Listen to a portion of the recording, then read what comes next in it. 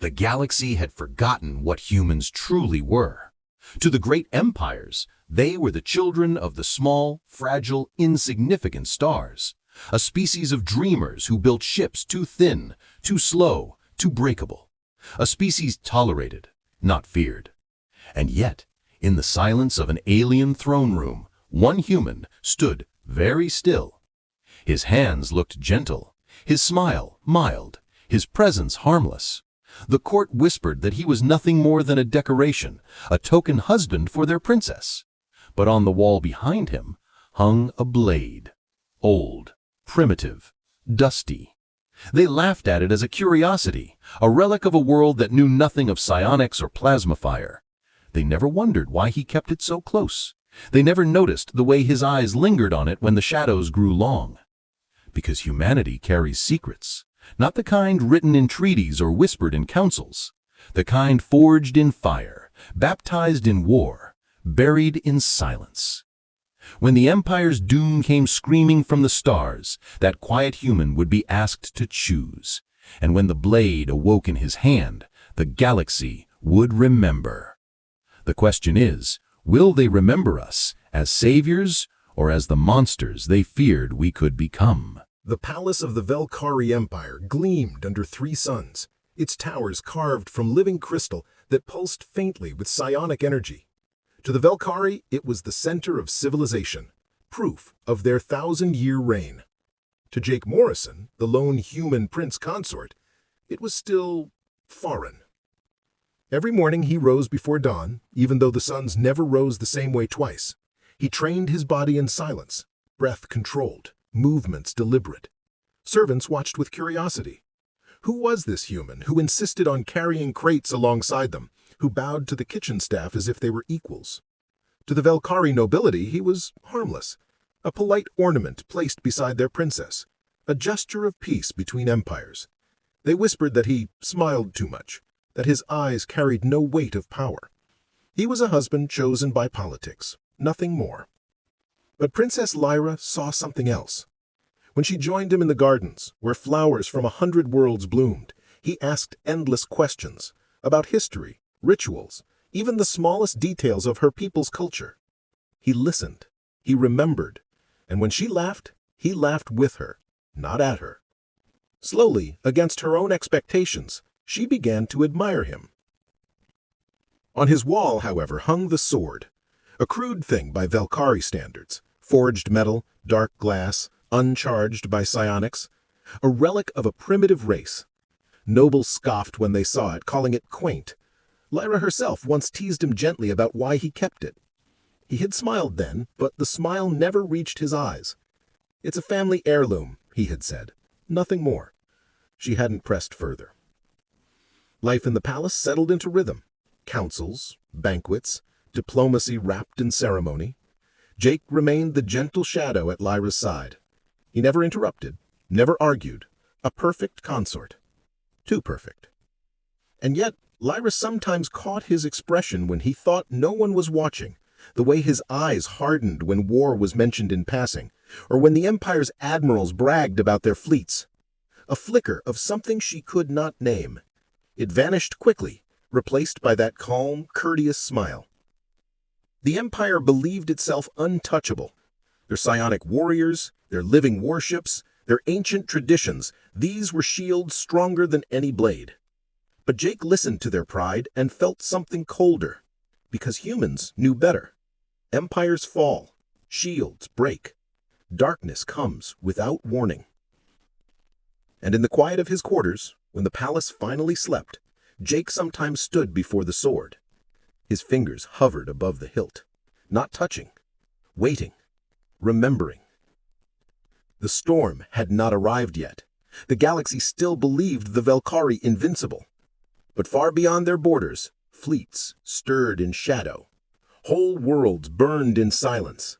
And when that fire reached the heart of the Empire, the only thing standing between survival and annihilation was the human they believed harmless. Before the storm, though, he was just a man, a husband, a diplomat, a human trying to live in peace. Fragile, hopeful, ordinary. But peace is the thinnest glass, and soon it would shatter. If you're gripped by the calm before the storm, make sure you're subscribed because what comes next will change everything. The Warhammer came down like a meteor. Metal screamed as the bridge shook, sparks sprayed, consoles shattered. But Jake was already moving. The Sky Reaver in his hands hummed with a frequency older than the Velcari Empire itself, blue fire carving the air. The War Master swung again, 4 arms blurring into a storm of strikes. Each blow should have crushed him. Each strike could split stone, twist steel. But Jake slid beneath one, pivoted past another, the energy of the hammer trailing inches from his chest. The Velcari Council gasped as they watched from the palace command center. To them, it looked impossible, as though Jake saw each strike before it came. Lyra gripped the console, breath shallow. She had known him as a diplomat, a gentle hand, a patient smile. Now, she saw him as he truly was. Every movement was precise, deadly, inevitable. The War Master roared and slammed down, the impact shaking the deck so violently that cracks split the deck plates. Jake used the tremor itself as momentum, rolling forward, thrusting upward. The Sky Reaver's blade sank into alien armor, cutting deeper than any Velcari weapon had managed. The War Master staggered, but did not fall. Blood hissed as it hit the floor, burning like acid. He laughed, a deep, guttural sound that echoed like thunder. "You bleed me, human, but can you stop an empire?"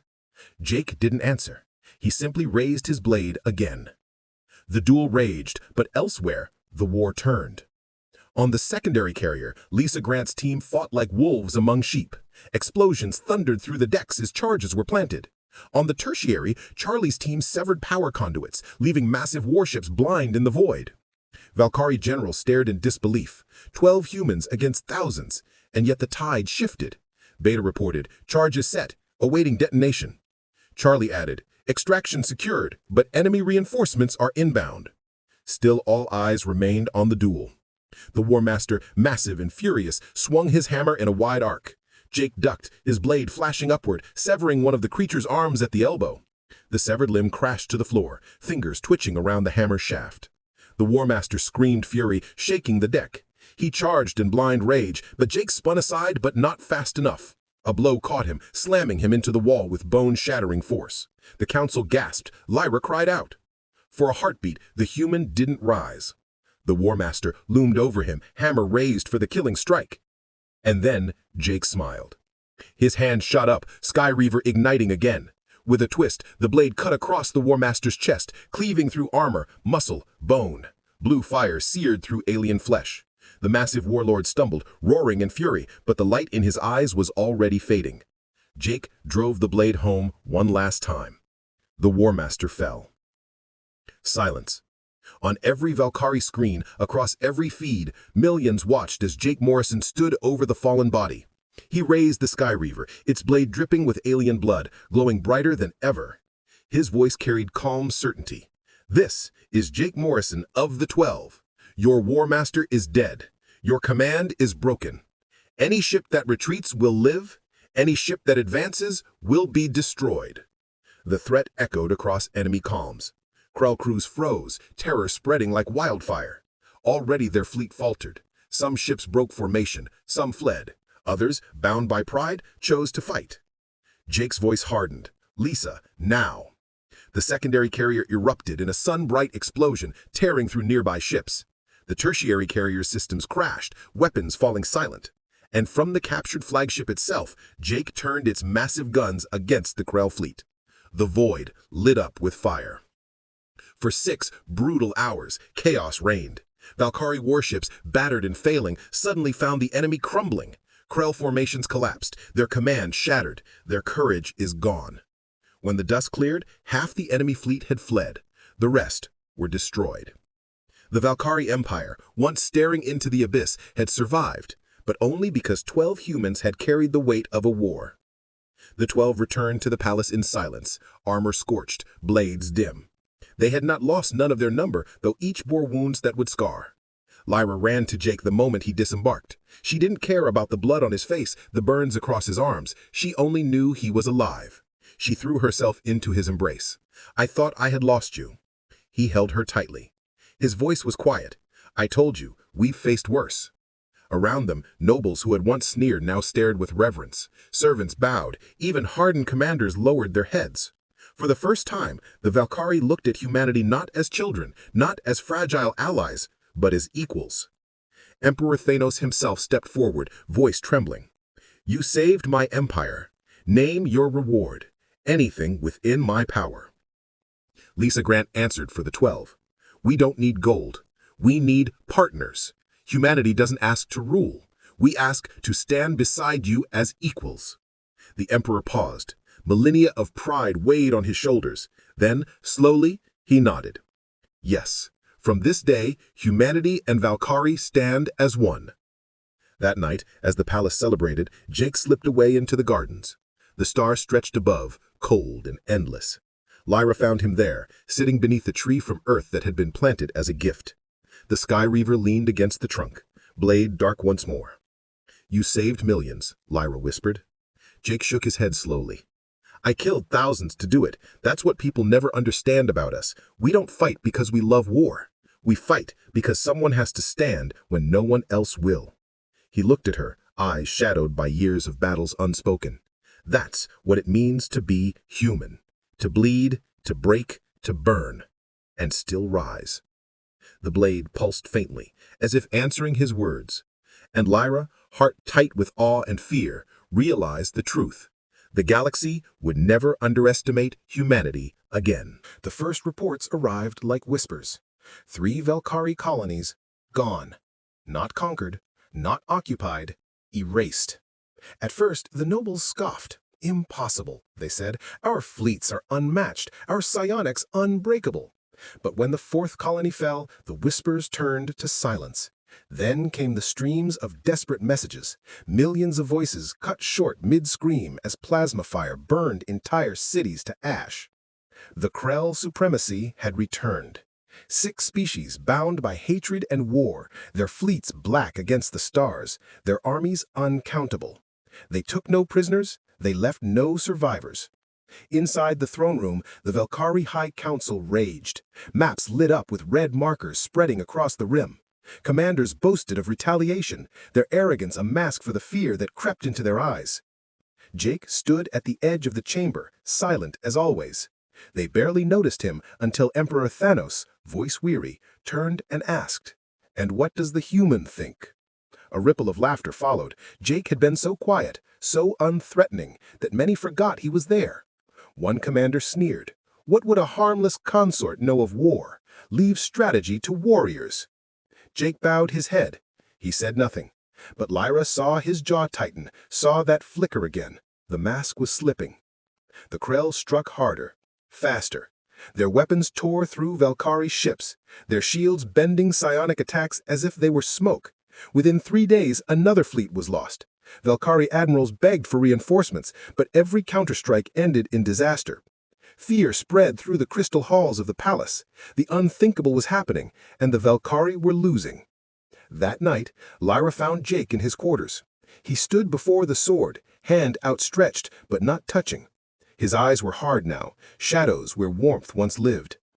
"Jake," she whispered, "what they said today was cruel. You don't deserve it." He turned to her slowly. The calm mask was gone.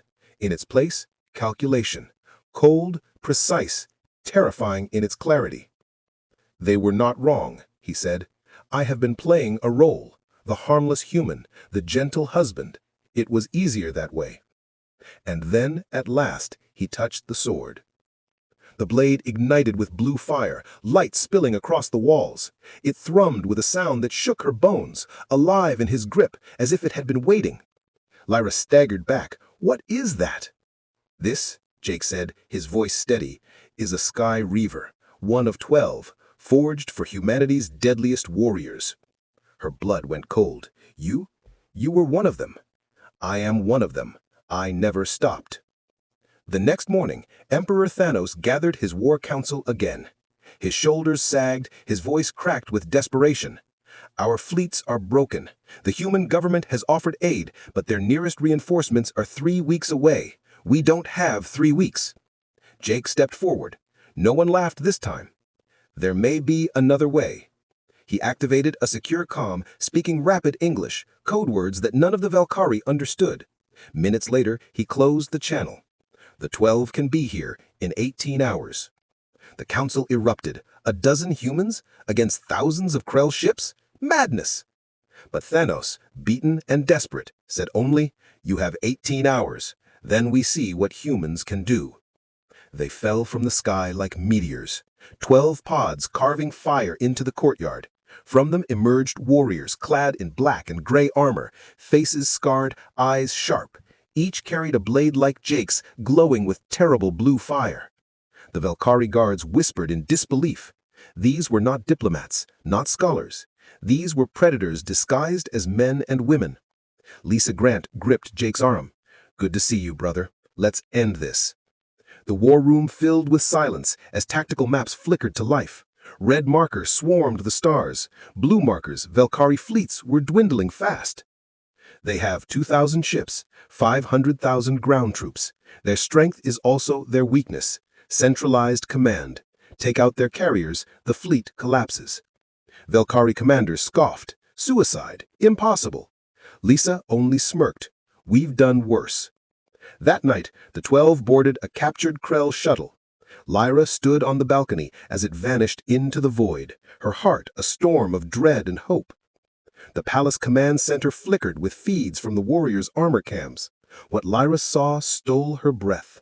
The Krell were monsters, towering, armored, four-armed beasts whose weapons shattered steel. Yet the 12 moved through them like shadows. Their blades tore through armor and bone, blue light painting the hangars in fire. In seconds, a garrison of 50 lay in ruin. Commander Zephon, once so proud, whispered in awe. They moved like death itself. But the deeper they went, the heavier the resistance. Entire platoons fell upon them. Plasma fire rained like a storm. At one choke point, 50 Krell soldiers braced for battle. A fight that should last hours ended in 90 seconds. The 12 struck from 3 sides at once, cutting them down before they could blink. Lyra watched, her hands trembling. This was not a ceremony. This was not a ritual. This was war, raw and merciless. And at the center, Jake moved like water. Every strike perfect, every step sure. The harmless human was gone. In its place, a warrior who had killed across 16 worlds, who had carried a sword through fire and never faltered. The mission pressed on. Beta Team planted charges in the secondary carrier. Charlie Team secured extraction, but Alpha, Jake's team, marched towards the bridge of the primary flagship. The doors loomed ahead, reinforced to withstand fleets. 6 Sky Reavers pierced them at once, burning the metal white-hot before blasting inward. Inside waited the War Master of the Krell, twice Jake's height, armored, wielding a warhammer that crackled with energy. His laughter shook the chamber. "So this is humanity's champion, small, weak. Let us see how quickly you break." He charged. The duel began. And as hammer clashed with blade, as shockwaves shook the bridge and sparks rained like fire, the Velcari Council sat in stunned silence. They had thought humans harmless. They had thought this man gentle. Now they watched, breath held, as their empire's fate hung on a single duel. And Lyra, heart pounding, asked the question that none dared speak. Would her gentle husband survive? If you followed this far, don't forget to like and subscribe, because what happens next will make your heart race. The war was over. The Velcari Empire still stood, but its shining towers bore scars. Too many worlds were gone, their names now spoken only in mourning. Too many voices silenced forever. Survival had come at a price, and no victory could erase the cost. Yet across the galaxy, one truth spread like wildfire.